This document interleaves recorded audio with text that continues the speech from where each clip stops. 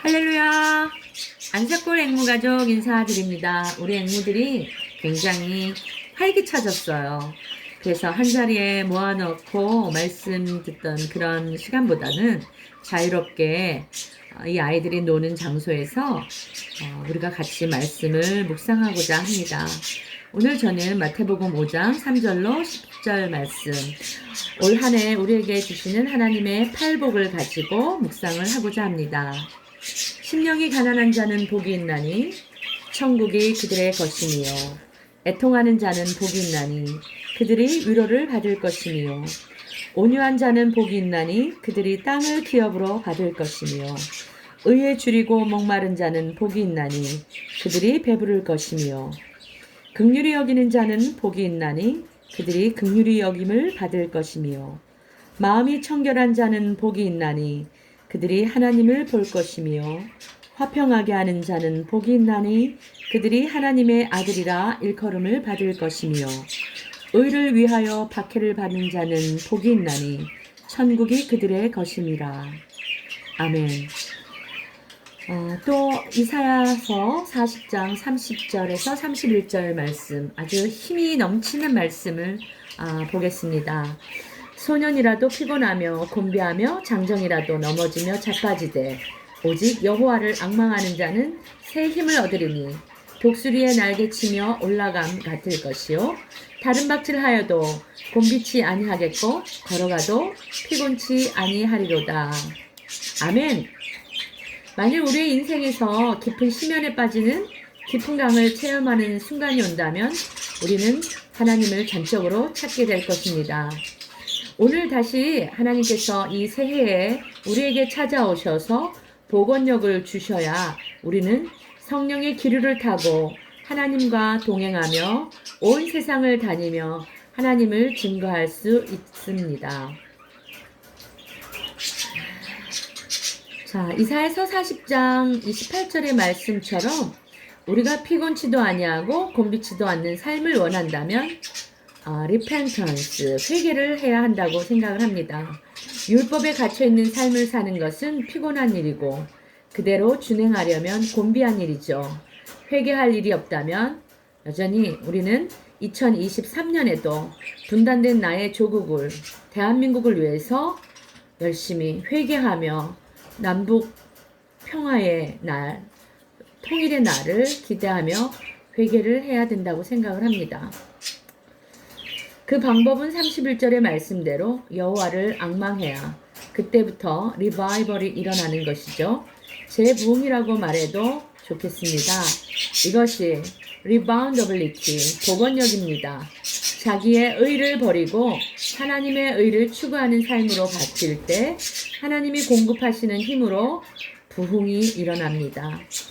그 결과로 새 힘을 얻게 되는데 그 방법이 리포메이션, 개혁이라고 생각을 합니다. 인격적인 종교 개혁이 필요한 때입니다. 병든 자에게는 치료자 되시는 예수님만이 그 병을 치유할 수 있죠. 정말 예수님 품성으로 거듭나는 개혁이 되어야 이 대한민국이 살아나고 민족이 살아날 수 있습니다.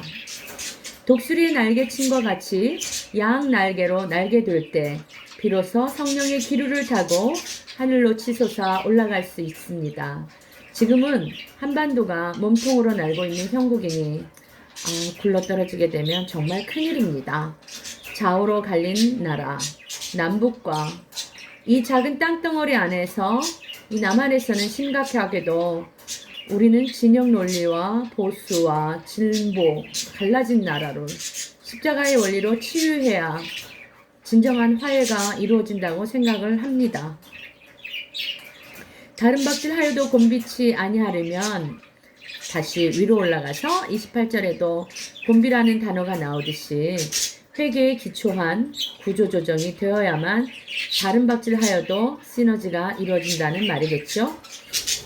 여러분도 배구를 좋아하시나요? 저는 중학교 때 배구 선수를 한 적이 있습니다. 그리고 제가 또 노래를 하잖아요. 여러분도 배구를 하거나 노래를 할 때 힘이 드는 순간에 이 장면을 만약 우리 엄마가 보고 계신다면 이런 생각을 하게 되면 여기서 쓰러지면 안 돼 하는 마음이 생기면서 오히려 주먹에 불끈 힘이 들어가지 않나요? 그것이 구조조정 리스트럭처입니다. 나는 죽고 그리스도만의 자세로 맡기게 된다면 성령이 역사하시는 것이겠죠.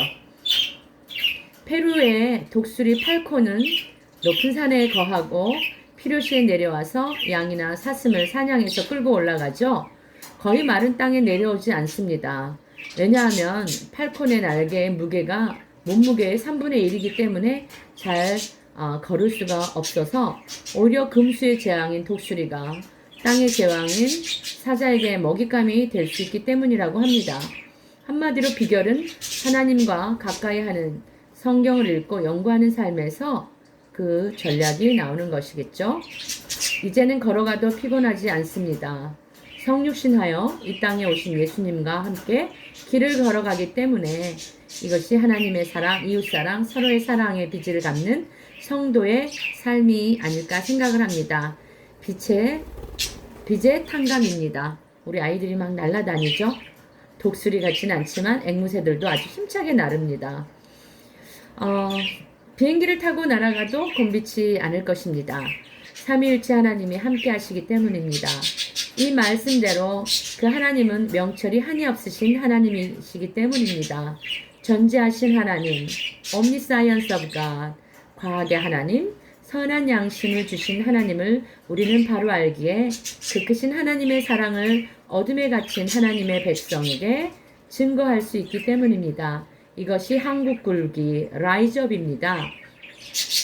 그 방법은 군사 무기에만 있지 않습니다.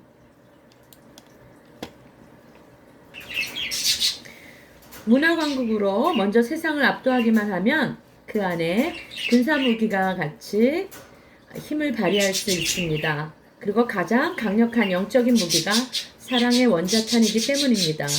무조건 용서해 주는 것이 아니라 죄에 대하여 심판에 대하여 알려주고 먼저 교정시켜 주는 것이 진정한 용서이기 때문입니다. 시편 기자는 나의 힘이 되신 여호와라고 큰 북을 치고 있습니다. 빌립보서 4장 13절에 사도 바울은 우리는 모든 것을 할 수 있다고 작은 북을 치고 있죠. 큰 북을 치고 작은 북을 치면 밴드웨건 효과가 생겨서 군악대가 형성이 되고 많은 무리가 따르게 됩니다. 저는 You Raise Me Up이라는 노래를 참 좋아합니다. 이 노래의 마지막 부분에서 저도 모르게 두 손이 들려지죠.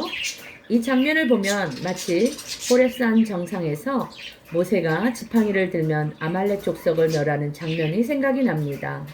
온 세상은 멜렉 대신 왕을 모르는 아말렉으로 가득 찬 세상이기 때문입니다. 하나님께서 우리를 일으켜 주십니다. 하나님이 우리를 일으켜 주십니다. 그분이 우리를 진정으로 일으켜 주실 것입니다. He will rise us up. 네, 제가 You Raise Me Up을 찬양을 드리면서 오늘 새해 인사를 마무리하고자 합니다.